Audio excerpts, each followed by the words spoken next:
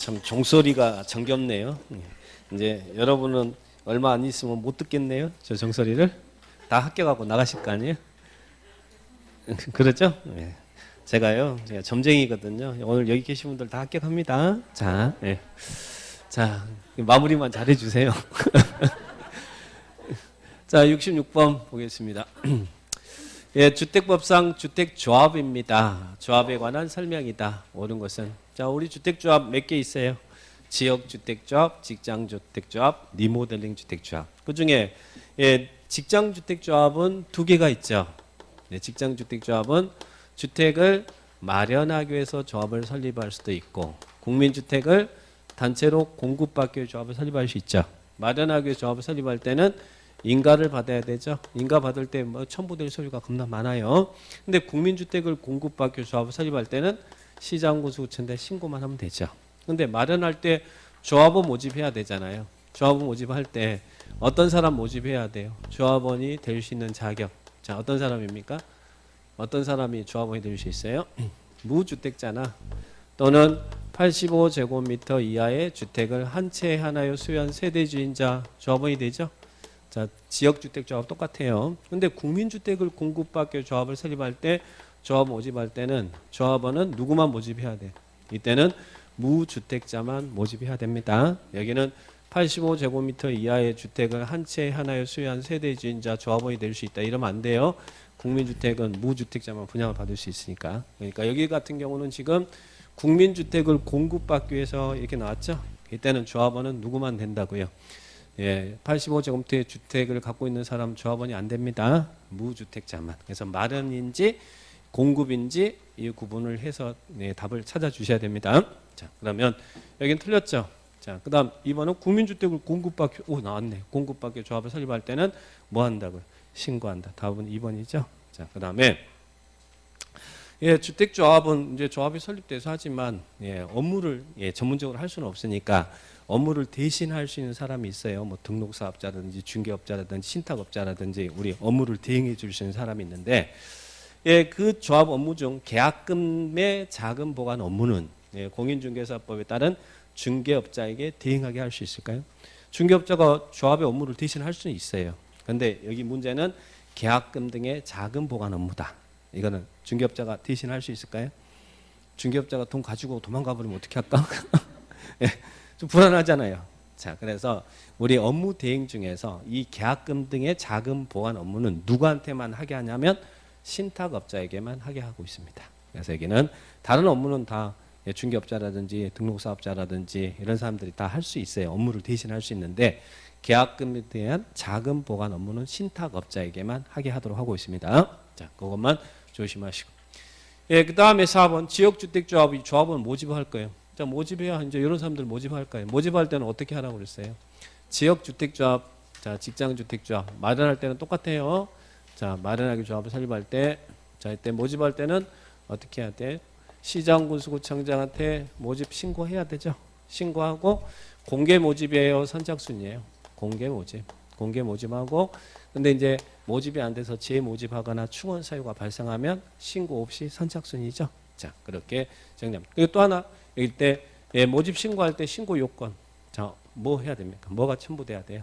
신고할 때는 땅 사서 해야 되니까 몇 %의 사용 권한을 확보해서 신고해야 돼요? 여기 모집 신고할 때 신고하고 여기 신고할 때 몇 % 사용 권한을 확보해서 예. 50%예요? 80%예요? 예. 모집 신고할 때는 처음에 단계니까 50%고 그리고 이제 신고해서 조합 모집할 때 인가 신청할 때 여기서 80하고 15% 여기 80% 사용권과 15% 수익권 확보 인가 신청할 때는 그 요건이고 모집 신고할 때는 50% 사용권을 확보해서 시장군수구청장에게 모집 신고합니다. 50% 사용권을 확보해서 모집 신고. 그리고 틀린 것은 여기는 선착순이 아니라 공개 모집. 공개 모집이고 그리고 재모집이나 충원 사유가 발생할 때는 이때는 신고 없이 선착순으로 할 수 있다. 이렇게 구분해서 정리를 하시기 바랍니다. 자, 그 다음에 조합원을 모집합니다. 모집 주체가 모집할 때는 가입 계약서 작성하죠. 그래서 조합 모집 주체는 그 가입한 사람에게 가입 계약서의 내용을 충분히 확인 설명해 줘야 됩니다. 설명하고 그리고 가입계약서를 교부해서 보관하게 하고 모집 주체도 보관하나요? 가입계약서 사본을 모집 주체도 보관해야 됩니다. 자, 몇 년간 보관할까요? 예, 5년이죠, 5년. 그럼 10년은 어디서 나온다고 하세요? 10년은 농지법, 농업경영계획서 보관 이렇게 나올 때. 그래서 5년 보관은 예, 개발법에서 도시개발채권 매입필증 보관, 매입필증 보관도 5년. 그리고 주택법의 가입계약서 보관 5년.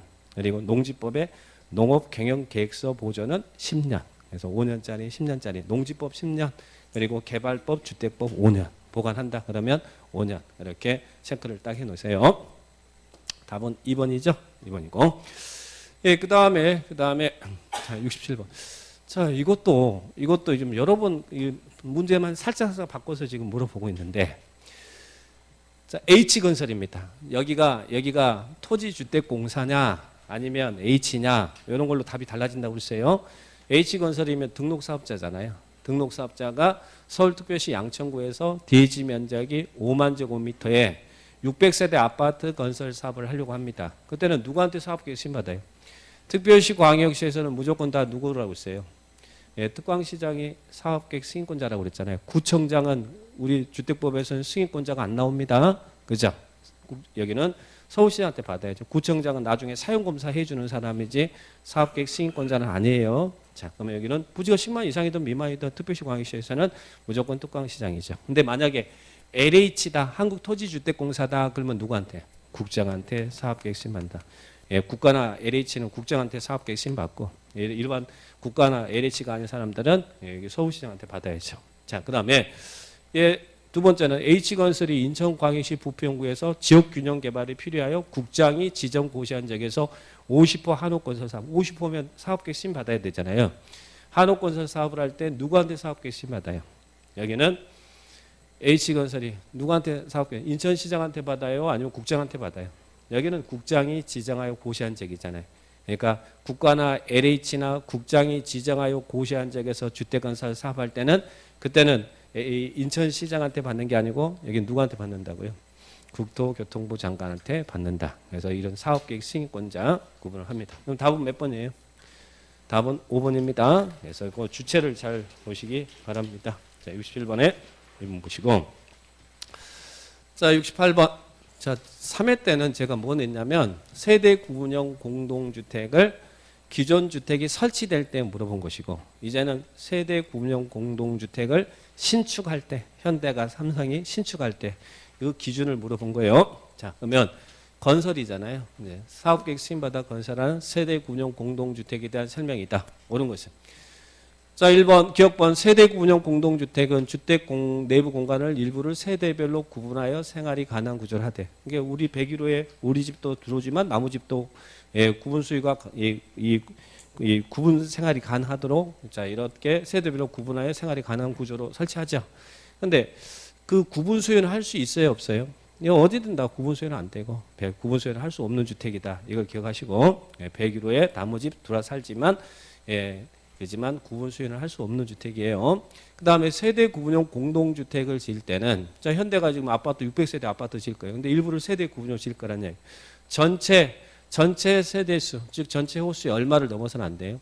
3분의 1을 넘어서는 안 되고, 또 하나 주거 전용 면적 합도, 세대 구분형 주거 전용 면적 합도, 전체 주거 전용 면적의 얼마를 넘어서는 안 돼. 3분의 1. 그래서 새로 신축할 때는 무조건 3분의 1이라는 숫자 나옵니다. 기존 주택은 어땠어요? 기존 주택은 지난주에 풀었을 때 기존 주택은 기존 세대수 포함해서 2세대 이하고 전체 세대수의 10분의 1 넘어서도 안 되고 해당 동 세대수 3분의 1을 넘어서는 안 된다. 거기서는 이제 10분의 1, 3분의 1이 나오고 신축할 때는 무조건 3분의 1, 3분의 1이에요. 자, 맞고. 그 다음에 자, 여기에 이제 101호인데 101호에 세대 구분형이 가능하도록 이렇게 돌아 살아요. 근데 여기에 주거 전용 면적에 여기 제한이 있나요? 자, 여기는 세대 구분형, 여기 주거 전용 면적은 얼마 이상이어야 돼? 여기는 예전에는 주거 전용 면적이 최소한 여기가 세대당 주거 전용 면적이 14제곱미터 이상이라는 최소 기준이 있었는데요. 지금은 면적 기준은 삭제됐습니다. 그래서 여기가 주거적 면적이 여기 면적 기준은 없어. 그러니까 이 말은 조그만 평수도 얼마든지 세대 구분형이 가능하게끔 규정을 둔 겁니다. 그래서 면적 기준은 없어졌습니다. 주거적 면적이 얼마 이상해야 된다, 얼마여야 된다 이런 말 나오면 그 문장은 틀린 문장입니다. 자, 그 다음에 또 자, 101호에 두 집 들어 살아요. 뭐 세 집 들어 살 수도 있고 이제 면적 기준이 없으니까. 근데 이제 기존 주택은 한 지붕 두 가구지만 새로 신축할 때는 두 집, 세 집 들을 수 있어요. 그런데 건설 기준 적용할 때는 왜 이렇게 제한을 하고 있으냐? 건설 기준 적용 때문에 그렇죠? 건설 기준 적용할 때는 여기를 뭘로 본다고요? 각각의 세대로 보는 게 아니라 그냥 101호로 본다냐? 한 집으로 본다. 그러니까 주차장, 부대, 복리시설이 부족할 수밖에 없죠. 그러니까 건설 기준을 적용할 때는 그 구분된 공간을 각각의 세대로 보는 게 아니라 그냥 101호로 보겠다라는 이야기예요. 하나의 세대로 본다. 이 지문을 잘 기억하셔야죠. 그래서 여기는 옳은 것은 그러면 답은 몇 번이에요? 1번이 답이죠. 기억 니은시 세대 군용 공동주택 설치될 때 기준을 잘 체크하시기 바랍니다. 자, 그렇게 보시고요. 이거 보니까 많이 지금 문제를 푸는 걸 보니까 오답 보고 그러니까 많이 공부가 됐어요. 그러니까 지금은 여러분 많이 올라온 것 같아. 예전보다는 많이 올라온 것 같으니까 좀만 이제 마무리 잘 하시고 그래서 정리하세요. 지금은 절대 범위 넓히지 마세요. 이제는 모르면 모르는 거예요. 절대 모르는 거 알려고 하지 마시고 기존에 해왔던 것만 반복적으로 하셔요. 그게 합격하는 겁니다. 그러니까 계속 범위 끝없이 넓힌다고 잘하는 거 아니니까 기존 것 계속 반복해서 이제 2주 남았잖아요. 떨리네. 자, 정리하시면 됩니다. 자, 69번. 지역주택조합 총회 필수적 의결사항에 해당하지 않는 것은 이것도 이제 팁은 자, 조합이 열어서 총회에서 의결할 사항은 조합원에 관련된 사항일 거 아니에요. 그죠? 조합 위원회 선임 해임 당연히 총회 의결할 것이고 사업비 조합원별 분담 내역 이것도 의결할 것이고 주택 상환 사채 일단 세모 딱 쳐보고 자금의 차입 해야 될 것이고 조합 규약 조합은 규약 작성 여기는 정관 작성 안 해요. 지역과 직장주택조합은 법인이 아니에요. 그래서 권리 능력 없는 사단이기 때문에 도시개발조합 정비사업조합은 정관 작성했잖아요. 근데 여기는 권리 능력 없는 사단이기 그냥 민간 규약 작성한다고 그래요. 규약의 변경 이게 이제 정관의 변경과 똑같은 거예요. 자, 이건 다 총회에서 할 사항이죠. 근데 주택 상환사채는 총회에서 의결할까요? 왜 안 해요? 주택 상환사채 발행 방법에 대한 변경은 왜 안 해요? 그죠? 조합이 주택 상환사채를 발행하는 사람도 아닌데 왜 총회에서 주택 상환사채 발행에 대한 이야기를 합니까? 조합은 주택 상환사채를 발행하지 않습니다. 주택 상환사채는 누구만 발행해요? LH와 등록사업자만 발행하잖아요. LH와 등록사업자만 발행하죠? 그러니까 조합에서 주택 상환사채를 이야기할 필요가 전혀 없는 거 아니에요.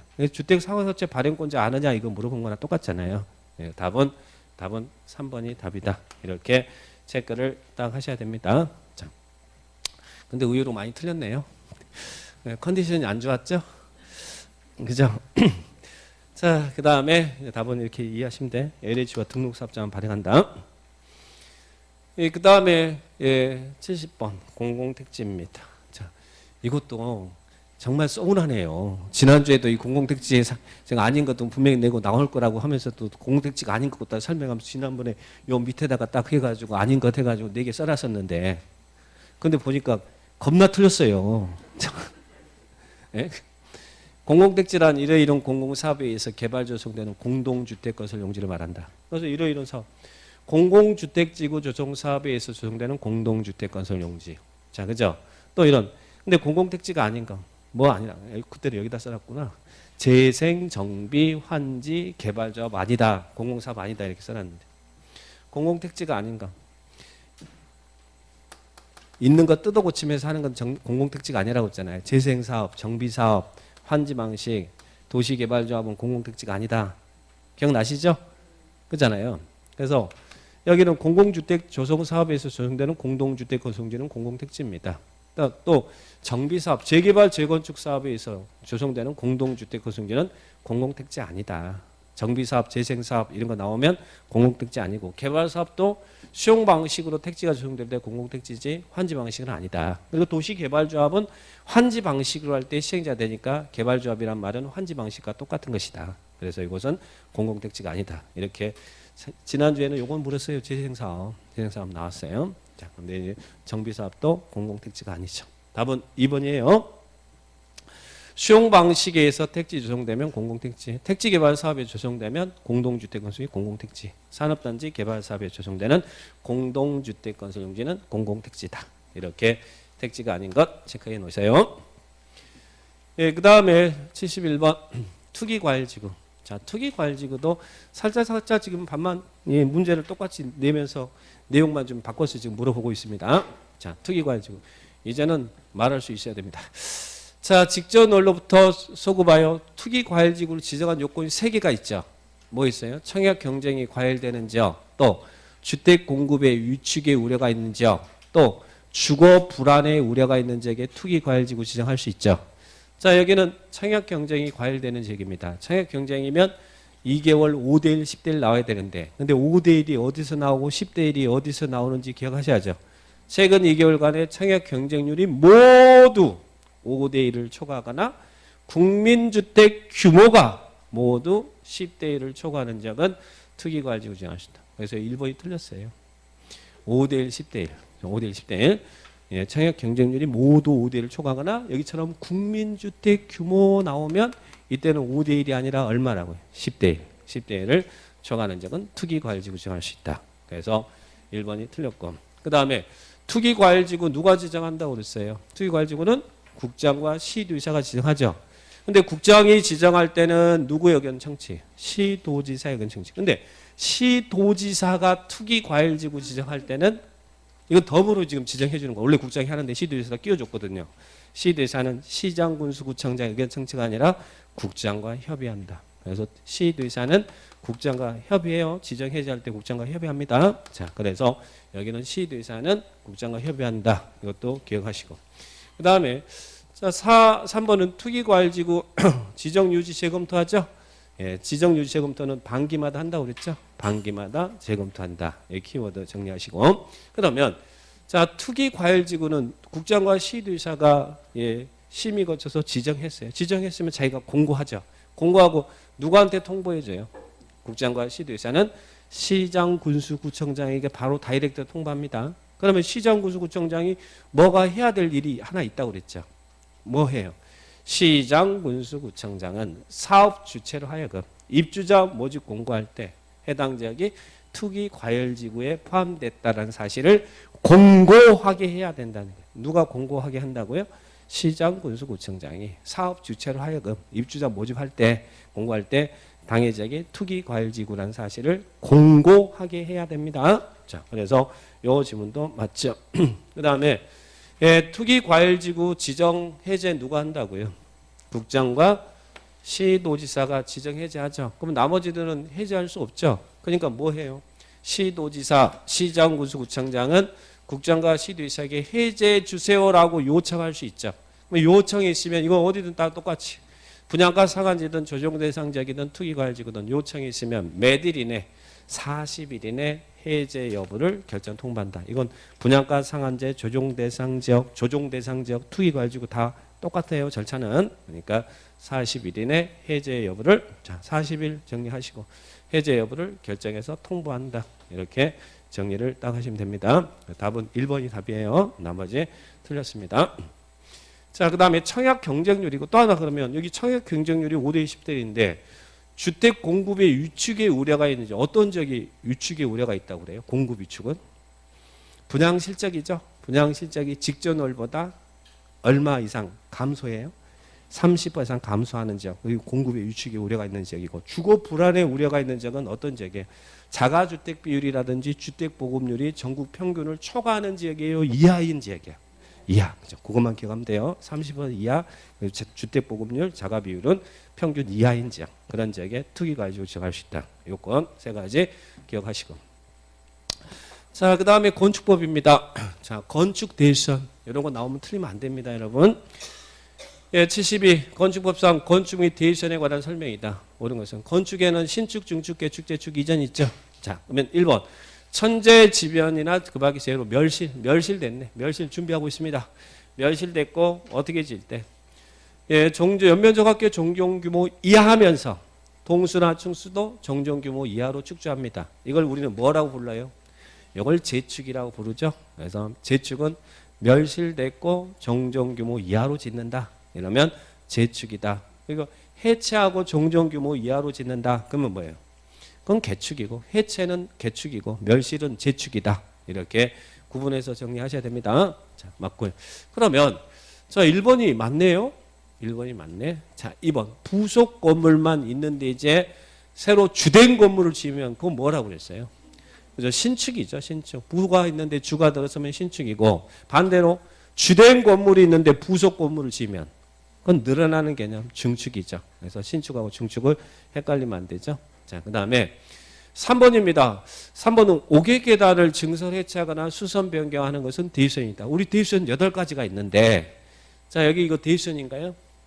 옥외계단은 주요 구조부가 아니잖아요. 그래서 뭐가 주계단, 피난계단, 특별 피난계단을 증설 해체하거나 수선 변경하면 대입선이죠. 주계단, 피난계단, 특별계단, 건물 안에 주계단, 피난계단, 특별 피난계단을 증설 해체하거나 수선 변경하면 대입선이지 옥외계단은 아니에요. 자, 그래서 여기 틀렸고. 그 다음에 4번 기둥을 증설해서 연면적을 넓히는 행위는 대입선이다. 자, 여러분 여기까지는 기둥을 증설했다 이 말 나오면 대입선인가요?